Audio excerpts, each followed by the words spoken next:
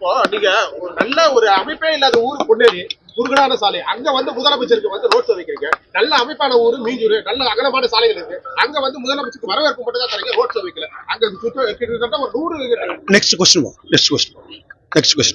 Next question மாண்புமிகு உயிரிழந்த மேலான தமிழக முதல்வர் அன்பு தலைவர் அண்ணன் தளபதி அவர்கள் நாளை திருவள்ளூர் மாவட்டத்தில் ஒருங்கிணைந்த திருவள்ளூர் மாவட்டத்தில் நலத்திட்டங்களை வழங்க வருகை தர இருக்கின்றார். அது சமயம் நம்முடைய திருவள்ளூர் மாவட்டம் முழுவதும் உள்ள ஒட்டுமொத்தமாக நடைபெற இருக்கின்ற நலத்திட்டங்களை எல்லாம் நாளை நம்முடைய இந்த மீஞ்சூர்ல வழங்க இருக்கின்றோம். அது சமயம் நம்முடைய மாண்புமிகு தளபதி அவருடைய திருக்கரங்களால் 2,02,538 பயனாளிகளுக்கு நலத்திட்டங்களை வழங்க இருக்கின்றார். அந்த நலத்திட்டங்கள் வாயிலாக வருவாய்த்துறை மூலம் 63,000 பட்டாக்களும் நீண்ட நாள கோரிக்கை ஏறக்குறைய பார்த்தீங்கன்னா நெடுநாளான கோரிக்கையை அவர்கள் இருக்க வச்சிருக்கிறாங்க. அந்த கோரிக்கையை தாயுள்ளம் கொண்ட மாண்புமிகு தமிழக முதல்வர் அவர்கள் கல்லுக்குள் இருக்கும் தேரைக்கும் உணவளிப்பான் என்பதை போல அந்த ஏழை எளிய மக்களால் ஆய்வறிந்து அந்த மக்களுடைய நலனை அக்கறை கொண்டு 63,000 பேர்களுக்கு நாளை பட்டா வழங்க இருக்கின்றார்கள்.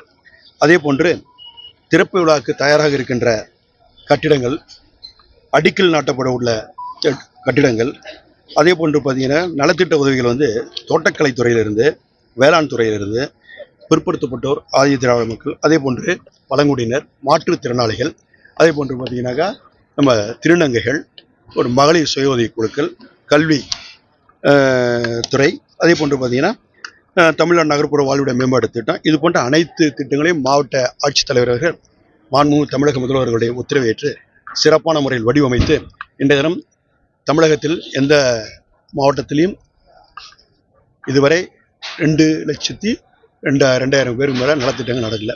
ஆனால் அதை நம்முடைய மாவட்ட ஆட்சித்தலைவர்கள் திறம்பட குறுகிய காலத்தில் நிறைவாக ஏற்பாடு செய்து அந்த நிகழ்வு நம்முடைய மாண்புமிகு தமிழக முதல்வர் திருக்கரங்களால் நாளை வழங்க இருக்கின்றார்கள்.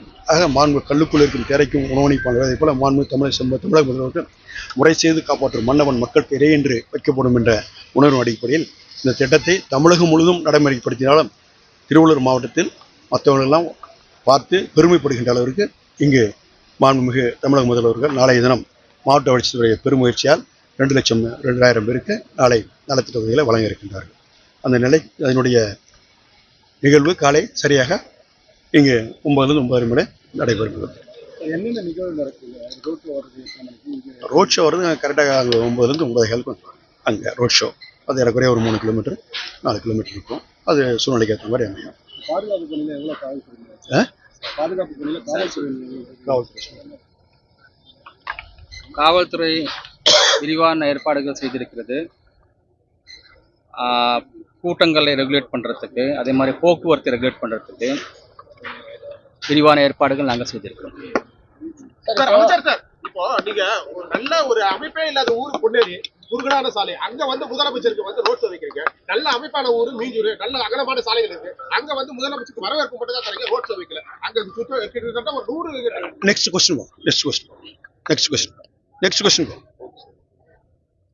கொஸ்டின் கேளுங்க. மக்களை தங்க வைக்கிறதுக்கான போதுமான இடம் அது திருத்தணி, பள்ளிப்பட்டு, ஆர்க்கப்பட்ட போன்ற பகுதியெல்லாம் 5 மண்டபங்கள் எடுத்து நைட்டு அவங்கள தவற வச்சிருக்கோம். நைட் அவங்க தங்குறாங்க.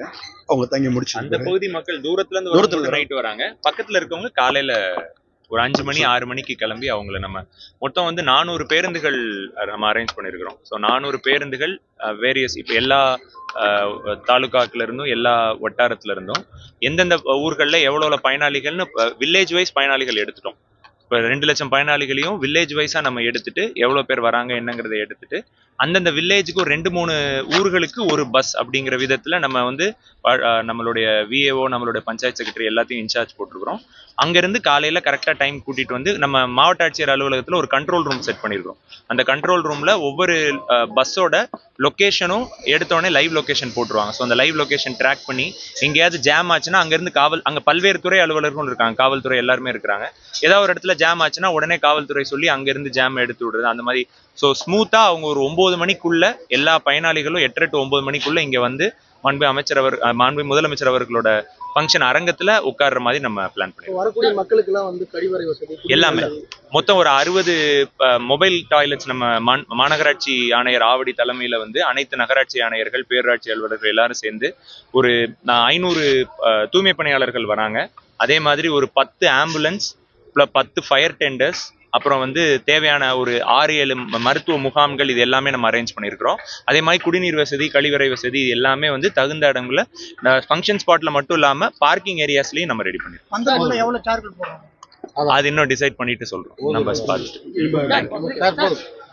சிறப்பு அரசு பேருந்துகள் ஏற்படுத்திருக்காங்க சார். அதாவது பயனாளிகள் மட்டும் இல்லாம பொதுமக்கள் இந்த நிகழ்ச்சியில் பங்கேற்கிறாங்கன்னா அவங்க வரத்துக்கு அரசு பேருந்துகள் நம்ம செக் பண்ணிட்டு சொல்லிடுறோம்.